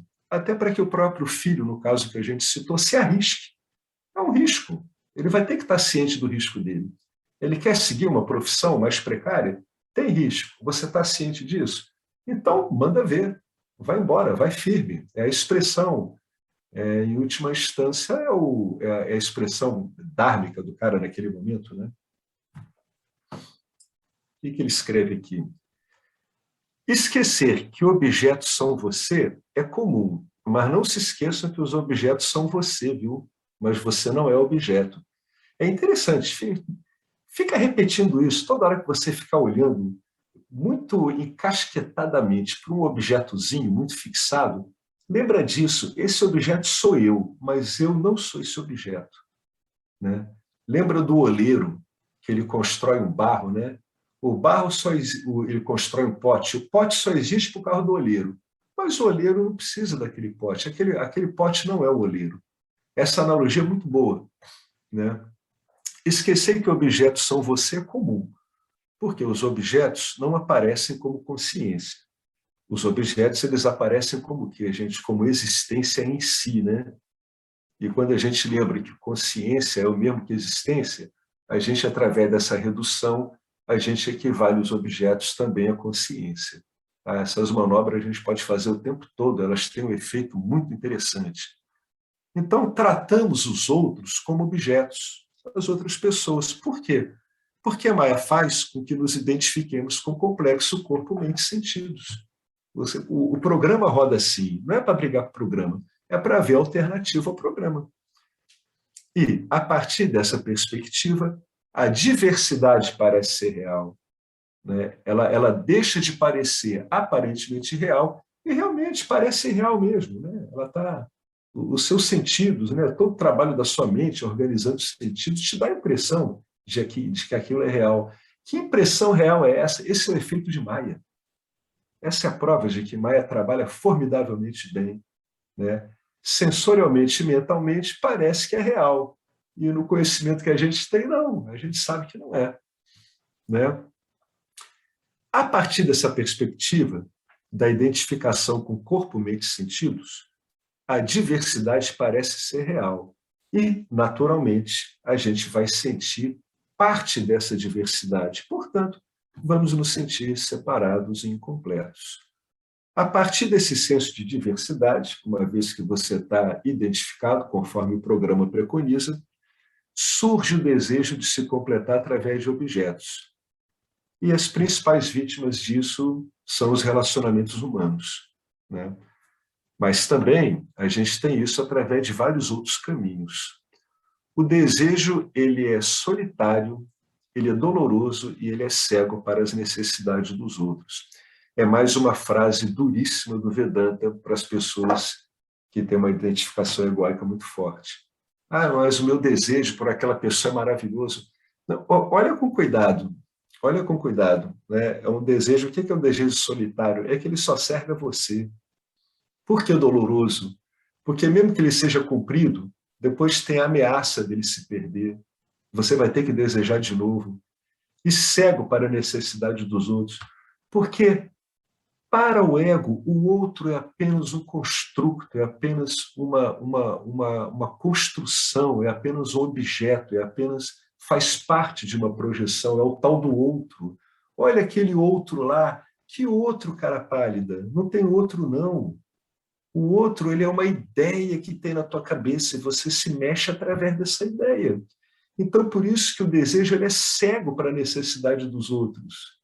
Né? Porque o outro virou um brinquedo, um objeto que o condicionamento trabalha na sua mente achando que você vai se satisfazer com ele. Né? Então, o nosso desejo pessoal em relação ao outro não tem jeito. A hora que roda só o programa da realidade aparente, inevitavelmente você vai investigar um desejo, vai a fundo, por mais belo que seja o desejo, ele é solitário, ele é só seu, ele é doloroso porque ele é confrontado com a expectativa dele não ser cumprido, dele não ser satisfeito, e ele é cego para a necessidade dos outros, porque o outro é apenas uma ideia que fazemos de nós mesmos aparecendo em um corpo-mente aparente diferente, né? Na aparência ele é diferente. Então, que necessidade vai ter uma ideia que você tem? A ideia que você, a necessidade que você acha que essa ideia tem. É por isso que o indivíduo que está numa relação unicamente condicionada, ele gira o tempo todo só em torno dele mesmo. A gente chama isso de uma relação elipsoide, né? O elipsoidismo. Num caso extremado, o indivíduo pode ter surtos, né? Psicóticos, esquizofrênicos. Esses surtos todos, eles são exacerbações desse estado já preparado e rodado por Maia, né? Pelo próprio programa. O programa dá esse default, ele dá esse erro, entre aspas, né? Quando ele não é observado, ele dá esse tipo de erro. Então, realmente, a necessidade do outro é algo que você nem sabe qual é. Por isso que é tão importante o indivíduo saber ouvir, ouvindo, talvez ele se aproxime satisfatoriamente de uma outra necessidade que está aparecendo ali para ele, está sendo expressa, né? Por isso que os casais brigam tanto, porque é difícil ouvir o outro, o tal do outro, quando o outro deixa de ser o outro e ele começa a demandar uma coisa diferente que você esperava, é aí que os relacionamentos afundam, né? Ele está demandando uma coisa que você não esperava, que não estava na sua ideia dele, né? Aí as pessoas se retraem porque elas não querem lidar com isso. Isso não vai trazer para elas a satisfação que elas estão querendo, né? Bom, gente, aquela coisa do horário, né? Vamos dar uma parada por aqui, que ainda dá alguns minutinhos para alguém querer comentar alguma coisa. E aí, da outra vez, a gente começa aqui desse verso 24 do Narada. Tá joia? Página 58, verso 24. Oi, Alex. Opa, fala, meu Pegando, amigo. Tudo bom, tudo bom? Henrique? Boa noite a todos. Boa noite. Pegando aí o gancho, né, de que se falou hoje, né, do atrito e o conflito, né, e ver o outro como objeto, eu acredito, bom, eu que acredito, né, eu acho que pelo menos funcionou comigo. Primeiro, você se vê como objeto, né? Quando você se vê como objeto, todo o outro conflito, porque o principal conflito é interno, né, que você quer, essa história, né? Quando você se começa a ver como objeto, isso se torna firme, todos os conflitos acabam, né? E aí, como você colocou também, né? É interessante você se ver, eh, você mexendo e você vendo que você está se mexendo, mas sim automaticamente, né? É algo que as coisas estão acontecendo automaticamente, né? Uma coisa muito assim surreal no começo, né? E o primeiro conflito, acho que o interessante, no primeiro momento, você se vê como objeto. Quando você se consegue ver como objeto, aí e se estabelecer, né? Isso leva um tempo também, né? Aí o conflito, 99%, e aí você começa a ver o outro também, digamos assim, né, que você está querendo usar o outro como objeto, mas isso já é tranquilo. O mais difícil é você se ver como objeto, né? E na segunda etapa, eu acredito, na segunda etapa, é você que já é diferente, né? Você percebe, você se vê como essa coisa. Não vou falar nem consciência, mas você se vê como essa coisa assim, sem borda, né? Como essa coisa assim indefinível. E aí leva um tempo até você se estabelecer, se vê como consciência, né? Mas tudo bem, né? Até essa palavra consciência está usada, né? Mas se vê como aquela coisa, né? E e também leva um tempo a se estabelecer. E depois disso, é integrar essa consciência no corpo-mente. Você faz de novo a volta, mas faz uma volta diferente, né? Aí é quando você vê o outro todo em você. Então, eu acho que são três estágios, né, que levam tempo, né? O primeiro é mais difícil, você se vê como objeto. O segundo, você perceber que você é consciência. E o terceiro, essa consciência se integra no corpo-mente de volta. É um processo, pelo menos que a minha percepção funciona desse jeito. Então, insistir que você é um objeto e se vê como objeto, se auto-observar, até que em algum momento isso começa a rolar. E às vezes você começa naturalmente a se ver realmente, né? Caminhando, como quem está caminhando aqui, né? É muito insistir, assim, como se diz, persistir, né, nesse processo, e a porta se começa a abrir. E quando se abre, aí você vai, é interessante essa parte. Acho que o primeiro conflito é esse, né? Que você se veja como objeto. Aí, se conseguindo quebrar isso, aí a coisa começa a fluir bem tranquilo, né? Bem tranquilo não, né? Mas começa a fluir mais rápido, né? Mais harmonicamente, né? É. A Aí, coisa... como você colocou esse conflito, relacionamento, né? Você começa a ver que você estava criando uma expectativa de objeto com outro objeto. Aí a coisa começa, e aí também esse negócio da opinião, você começa também a ficar mais calado, porque você sabe que quem está querendo dar opinião é esse objeto, né? Aí também fica calado, Exatamente. né? Aí só fala mesmo quando acha que eu tenho que falar mesmo, né? Exatamente. E depois, com o passar do tempo, como você falou, vai ocorrendo uma espécie de colonização, né? É uma palavra que, às vezes, uma vez eu ouvi o Rupert Spira usando. A mente, os gestos, os pensamentos, as atitudes vão sendo colonizados por esse entendimento de que o personagem é um objeto e que, no fundo, você é consciência, você está o tempo todo em si mesmo. Isso vai meio que colonizando os seus modos de expressão e os seus veículos em mídia. Isso realmente demanda um tempo, isso ocorre na dimensão espaço-temporal, é característico dessa dimensão, e é isso que vai levar o indivíduo a ter uma vida mais bem-aventurada, né? Porque todo o ensino do Vedanta ele se destina à Mitya, ele se destina ao Jiva em Mitya, para que ele entenda, afinal de contas, qual é a realidade de Mitya, né? A realidade de Mitya é aparente, a realidade dele como personagem é aparente também. Quando isso ficar claro e que ele é consciência, né? Como você falou, você está falando de reduções que ocorreram com você, né? É quando a gente vai saindo de um modo de ver coisas e outros modos vão aparecendo, né? Você conseguiu se ver como objeto. E quando você se viu como objeto, você viu naturalmente que você se encontrou como consciência. Quando você se vê como objeto, quer dizer que você se encontrou como consciência, né? Você viu, caramba, consciência, é isso aí mesmo. Não tem essa coisa de dentro, fora, dentro de mim, fora de mim. Isso aqui é um mar indiferenciado que aparece, esse monte de modulações trabalhando desse jeito, autonomamente, espontaneamente, sempre foi assim.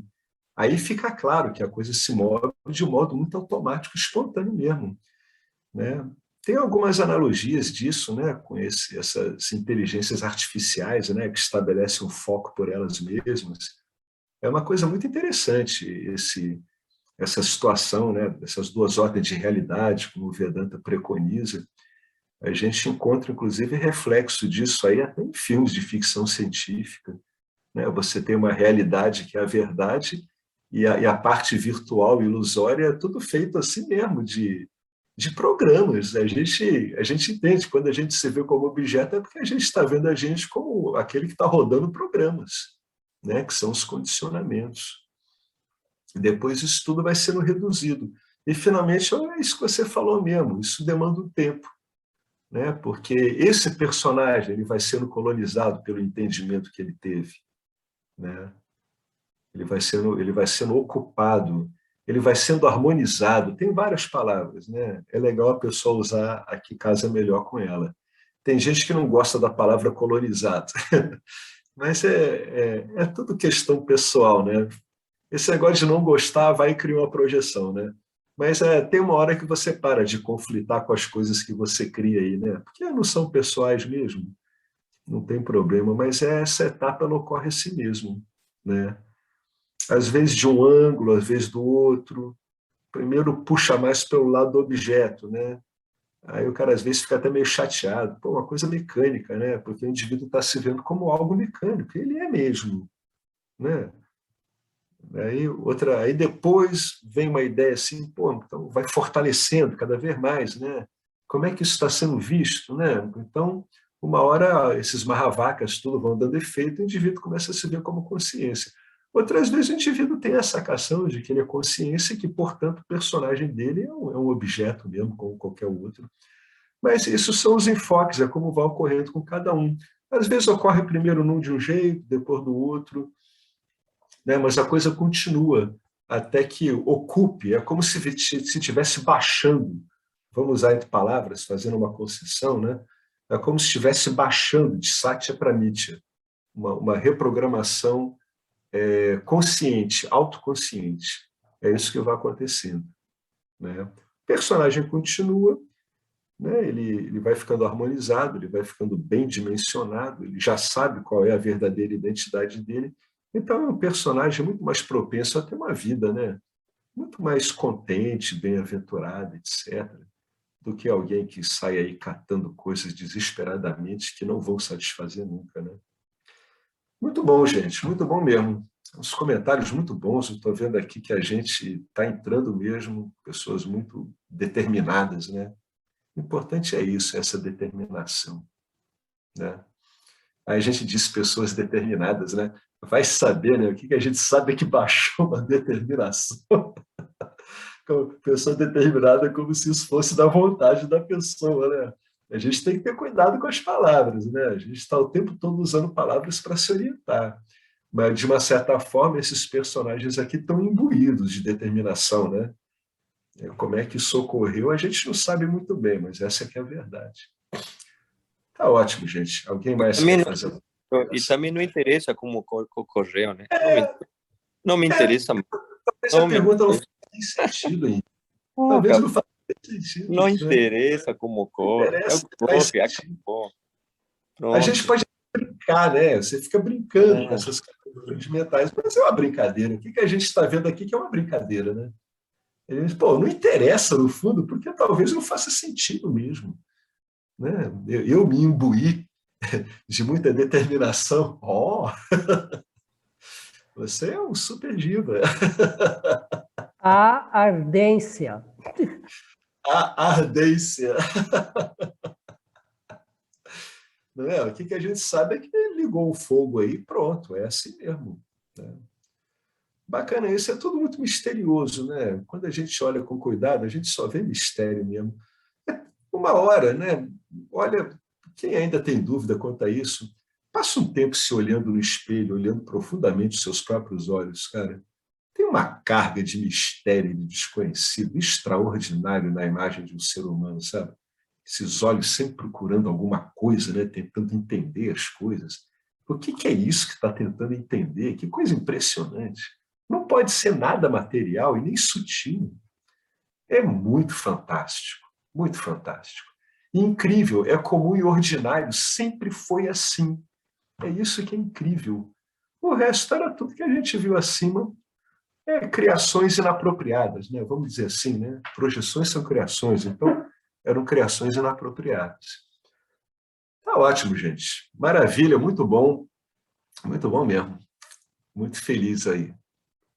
Contente mesmo de ver que temos aqui investigadores de alta octanagem, assim, motores muito bons para fazer isso. Muito bom. Parabéns a todos nós. Né? Seja lá o que isso queira dizer. No fundo, vamos falar de modo mais razoável, né? Parabéns a Ishvara aí, que deu uma colher de chá tremenda para a gente aí. Essa que é a verdade. Tá, joia, gente. Vamos encerrar então. Tá? Om Purnamada Purnamidam Purna Purnamudachyate Purnasya Purnamadaya Purnameva Vasishate Om Shanti Shanti Shanti. Gratidão a Ishvara, gratidão ao Vedanta, a toda essa linhagem, essa sampradaya maravilhosa de professores e alunos. Gratidão ao Vedanta Brasil, ao nosso querido professor Arlindo Nagar e a todos nós. Tá? Muito obrigado a todos. Nós nos encontramos aí nos próximos encontros. Saudações. Eu quero aqui deixar um pequeno testemunho. Através do estudo do Vedanta, com os ensinamentos sendo esclarecidos especificamente pelo professor Arlindo Nagar, foram canceladas em mim algumas noções que eram relacionadas com a ideia que eu tinha a respeito de alcançar algo que representasse uma grande realização espiritual. Então o Vedanta fez com que, pela compreensão, a minha mente ela abandonasse o papel de buscador espiritual. E isso para mim foi um marco inicial para uma outra relação com o processo de desenvolvimento espiritual, do qual, saibamos disso bem ou mal, é um processo que fundamenta a vida de todos nós. E eu digo isso para estimular todos aqueles que chegam no Vedanta Brasil e entendem que podem se beneficiar da profunda imersão direcionada para o autoconhecimento que é promovida nesse grupo de estudos. que é um grupo que existe graças ao trabalho altruísta do professor Arlindo Nagar, suportado também pelo trabalho voluntário de pessoas que contribuem para a manutenção do grupo de diversas maneiras. E entre as várias formas de contribuir com esse trabalho, as contribuições regulares em dinheiro, elas são necessárias. Então, se você se beneficia do trabalho desenvolvido no Grupo de Estudos Vedanta Brasil, faça uma contribuição. Qualquer quantia é muito bem-vinda. As informações para transferências em dinheiro ficam disponíveis na seção Avisos do nosso grupo no Facebook e serão colocadas na descrição desse vídeo aqui também. Namaskaras.